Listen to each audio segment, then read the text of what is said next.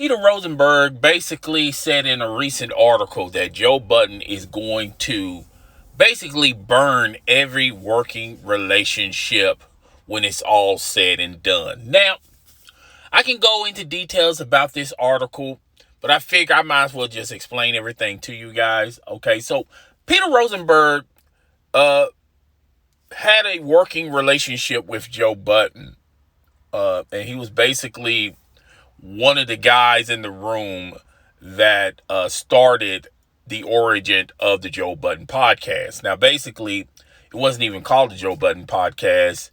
It was basically titled, "We'll Name This Podcast Later." And Peter Rosenberg helped Joe Budden at that particular time allow space. He got him a studio and was in a couple of the episodes and had a very lightly working relationship with Joe Budden. And at this particular time, Joe Budden was transitioning from rapper to now going on Love and Hip Hop, being a reality star. And on the outside looking in, a lot of people give Joe Budden a lot of credit and credence on he's the grandfather who started podcasting. He made podcasting popular. I think him as well as other individuals made podcasts the new frontier, the new format. Now everybody, their mama and their aunties have a podcast. And that's on large part, and we should give him his flowers, Joe Budden, as well as other individuals out there who made the podcast landscape popular to what it is today. But basically, he talked about how he ruined his working relationship with Peter Rosenberg. He also ruined working relationship with other people that were on the journey of the Joe Budden Podcast. He also said that Joe Budden gave Rory and Mal the job. And I feel like Peter Rosenberg, and I forgot the other chick, they have some real hostility towards Joe Budden because they was probably looking at the Joe Budden Podcast as as their podcast. He fired, I forgot the young lady's name, I apologize, as well as he stopped working with Joe Rosen. Then Joe Rosen left. He began working with, doing his morning gigs. He also created his own podcast. But basically, in this article, he talks about the history of Joe Budden. A lot of people also included Joe Budden's just relationships in general, his friendships in general. They talked about his first girlfriend. It didn't work out. Then his baby mama, that relationship fizzled and did not work out. And I can sit up here and make tons and tons of excuses, or anyone can make tons and tons of excuses. But I feel like ultimately, when you look at Joe Budden, I don't believe Joe Budden is the type of individual that work well with others. Even the Complex deal with Everyday Struggle, him and DJ Academics, when he saw what Complex was making off Everyday Struggle, and then started looking at what he's making off of Everyday Struggle, he had an issue with it. Okay. And he basically just played out his contract. And when his contract is up, he just got a walking. He started focusing more on the Joe Budden Podcast. His YouTube channel has been around for a long period of time. His YouTube channel was around since he was a radio DJ back in the day. I don't think he created his YouTube channel when he was a rapper, but when he was no longer rapping and started, being a DJ, then he got into the Love and Hip Hop, the reality world space. That's when he started really focusing and challenging and going into his YouTube channel and making the Joe Budden Podcast bigger than ever. And I feel like that's the reason why he didn't re-sign with Complex because he was looking at it as, I have the Joe Budden podcast. I'm still doing the reality show gigs, so there's no need for me to make, in Joe Budden's terms, this light money when I'm making more money elsewhere. Then he left Complex, and he also left a reality TV. He was on and off reality TV. He was more part-time in reality TV. And then he got the Spotify deal, and life was good for a little bit until everyone started getting into the podcast space.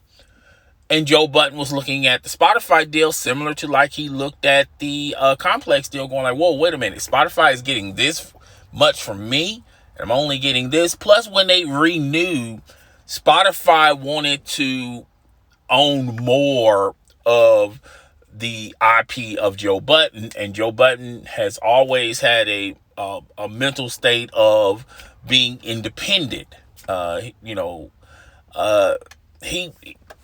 Joe Budden went on a different path versus Charlemagne the God.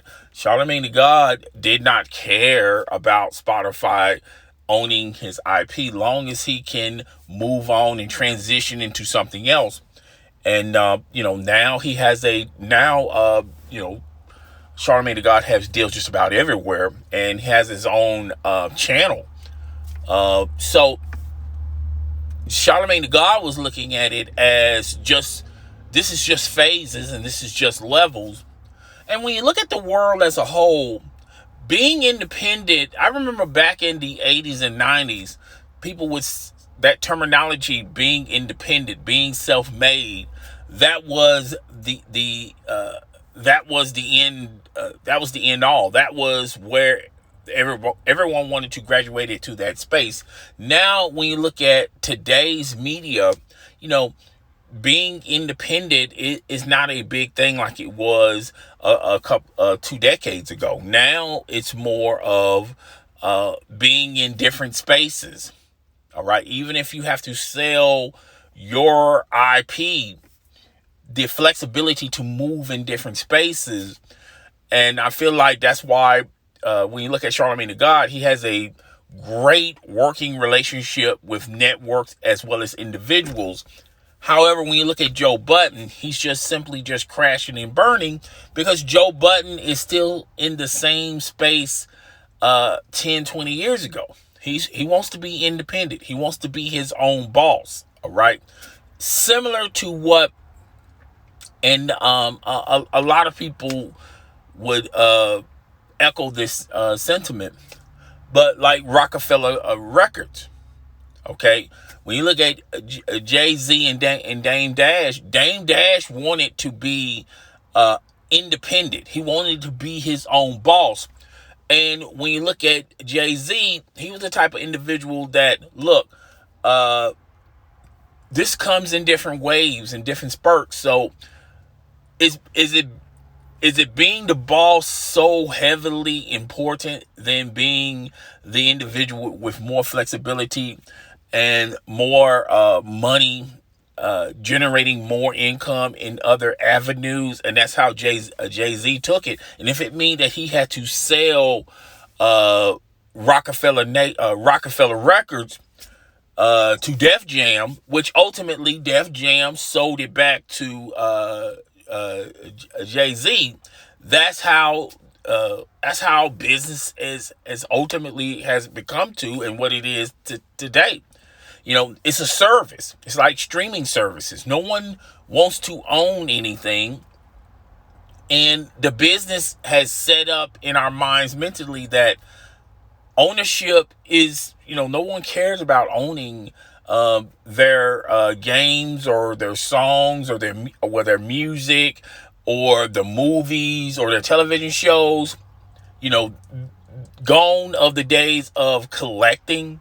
And now it's more of streaming services. Why have a shelf full of media that just collecting dust and filling up space when you can just buy into a streaming service, and you can still have your catalog plus the ability to touch other catalogs out there.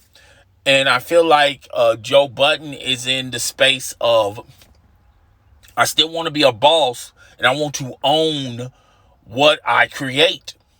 And that's not typically how business works now. And I feel like that's one of the reasons why Joe Budden, when you look at his relationships, his business relationships, they fizzle because they're thinking on two different wavelengths. I feel like Joe Budden, and I've said this in a lot of videos, I feel like Joe Budden needs someone to speak for him.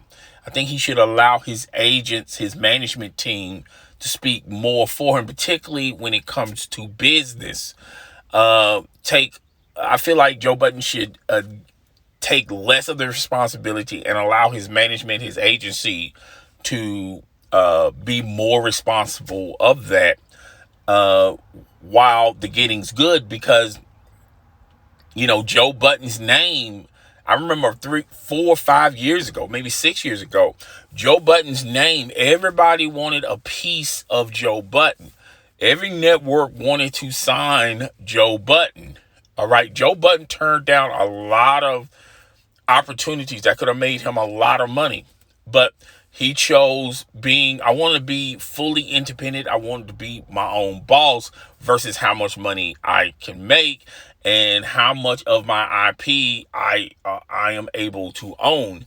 And I feel like that's one of the reasons why Joe Budden is misunderstood, because business today they just don't think that way anymore. When you're doing business, it's not about how much you can own. It's about how much money you can make. And if it means that you have to sell off something that you created, that's fine, as long as you have the ability to create something else. All right. And I feel like that's where Joe Budden's business relationships, they fizzle. Because, like Peter Rosenberg, he even said in this article that the Joe Budden show could have been bigger and better than what it ultimately became or become. I feel like Peter Rosenberg was thinking the Joe Budden podcast could be similar, on the same wavelength as the Breakfast Club, Ebert in the Morning, that type of media.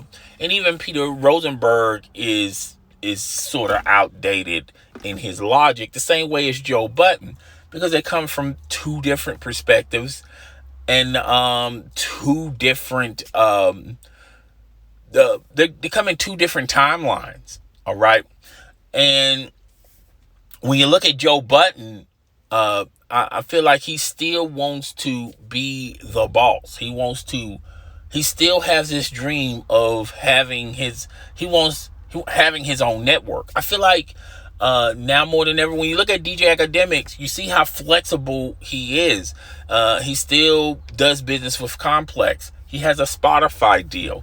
He does Twitch. Okay. And DJ Academics understands that, he has the capabilities of just moving and shifting elsewhere. In some spaces, he is the boss, but in other spaces, he's not the boss. And he respects that and he understands that.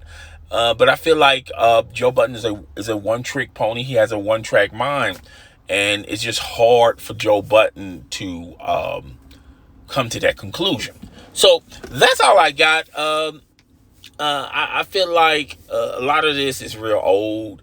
I feel like Joe Budden, the reason why his working relationships don't last as long and they fizzle out so fast is because Joe Budden is trying to do what's best for Joe Budden and not necessarily what's doing best for the people that works around him, or what's best for his brand, or what's best for his IP. I feel like Joe Budden is more egotistic, is more ego driven than anything else. But that's all I got. Guys, tell me what you think. Rate, comment, subscribe. I'll see you guys on the next video. Deuces.